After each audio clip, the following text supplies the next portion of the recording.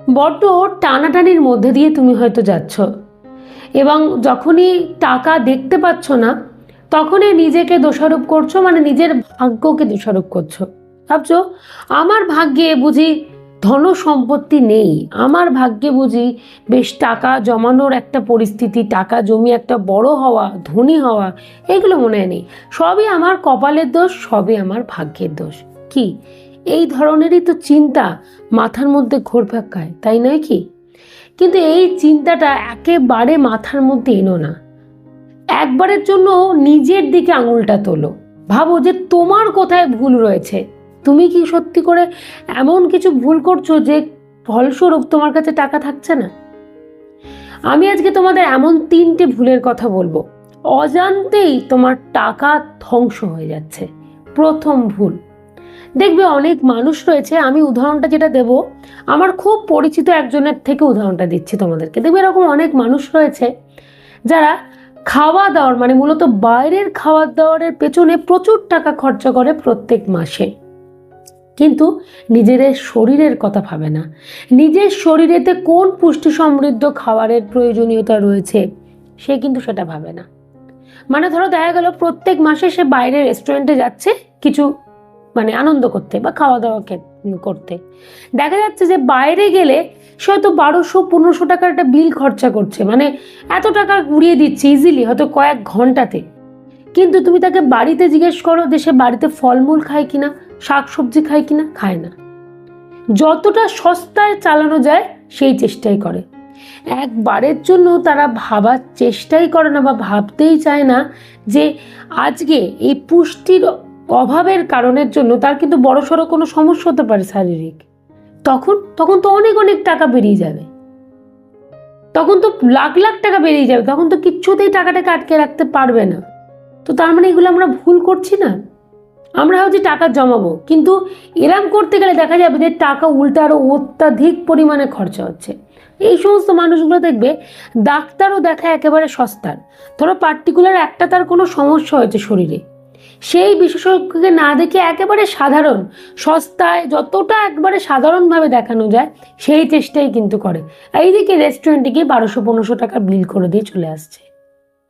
একবারের জন্য তারা কল্পনা করে না এটা ভবিষ্যৎটা কি হতে পারে। ভবিষ্যতে তার কাছে তো তাহলে কোনো টাকাই থাকবে না, পথে বসতে হবে, এইটাই কিন্তু তারা ভাবে না।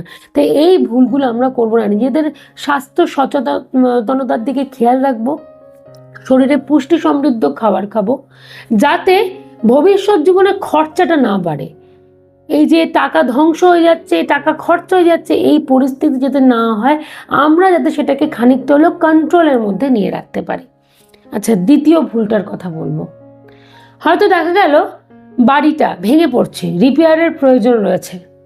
এরকম অনেক মানুষ আছে, বাড়ি ঠিক করে কি হবে, তার থেকে সেটা অন্য কোনো খরচা করলে কাজে দেবে। কোথাও ঘুরতে যাই, আনন্দ করি, মজা করি, তাই করলে কাজে দেবে। দেখো জীবনে সব কিছুর দরকার আছে, ঘুরতে যাওয়ার দরকার আছে, আনন্দ করার দরকার আছে, মজা করার দরকার, সব কিছু দরকার আছে।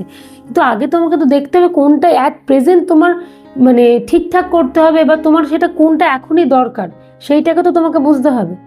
অনেক মানুষের ক্ষেত্রে দেখেছি বাড়ি একেবারে ভেঙে পড়ছে, কোনো রকম কোনো রিপেয়ারের মানে ইচ্ছাই নেই, অথচ সেখান থেকেই যে ভবিষ্যতে কোনো একটা বিপদ হতে পারে তারা কিন্তু ভাবনা চিন্তা করে না, এবং সেই বিপদটা হলে তখন কিন্তু লাখ লাখ টাকা বেরিয়ে যাবে। একবারের জন্য এই ভবিষ্যৎটা চিন্তা করে দেখে না। এই ভবিষ্যৎটা আমাদেরকে চিন্তা করতে হবে।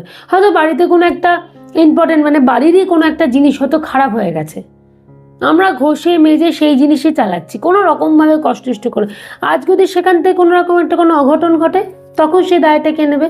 তখন কি আফসোস আমরা করব না যে আগে যদি এই জিনিসটার কথা ভাবতে পারতাম বা এটা সারানোর চিন্তা করতাম তাহলে আজকে আমাকে এই দিনটা দেখতে হতো না, বেকার বেকার কতগুলো টাকা খরচা হচ্ছে, আবার হয়তো একটা ভোগান্তিও হচ্ছে। এগুলো আমাদেরকে বুঝতে হবে, এই ভুলগুলোকে যতটা তাড়াতাড়ি সম্ভব এড়িয়ে চলতে হবে।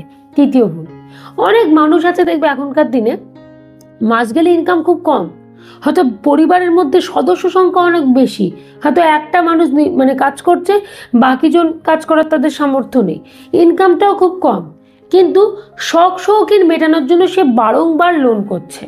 মানে একটা লোন শেষ হচ্ছে না, আবার আর একটা লোনের জালে জর্জরিত হয়ে যাচ্ছে। হয়তো দেখা গেল স্কুটি বাড়িতে প্রয়োজন নেই, স্কুটি কিনে ফেললো। আর হয়তো সাধারণ হয়তো 8-10 হাজার টাকার একটা ফোন হলেই চলে, হয়তো 30 হাজার টাকা দিয়ে একটা মোবাইল ফোন কিনে বসলো। আমি খুব আমার পরিচিতর মধ্যে একজনের কথা তোমাদেরকে বলছি, এরম করছে, করে তার একেবারে নাওয়া খাওয়া বন্ধ হয়ে গেছে, মানে সে রাতের ঘুম তার উড়ে গেছে। এখন ভাবছে কি করে কিভাবে আমি প্রত্যেক মাসে টাকাটা দেবো, এত ইএমআই এত লোন সব কিছু নিয়ে আমি জর্জরিত। এখন তার এরকম পরিস্থিতি, মানে ছেড়ে দেওয়া কেঁদে বাঁচি অবস্থা। কেন এই পরিস্থিতি আমরা নিয়ে আসবো? শখ শৌখিন 100 বার করবো, লোন করে নয়। একটা বছর অপেক্ষা করি, জমাই, আলাদা করে সঞ্চয় করি, তারপরে শখটা মেটাই। এখনই করতে হবে, এই মুহূর্তেই লোন নিয়ে করতে হবে, এরমটা তো কেউ বলেনি।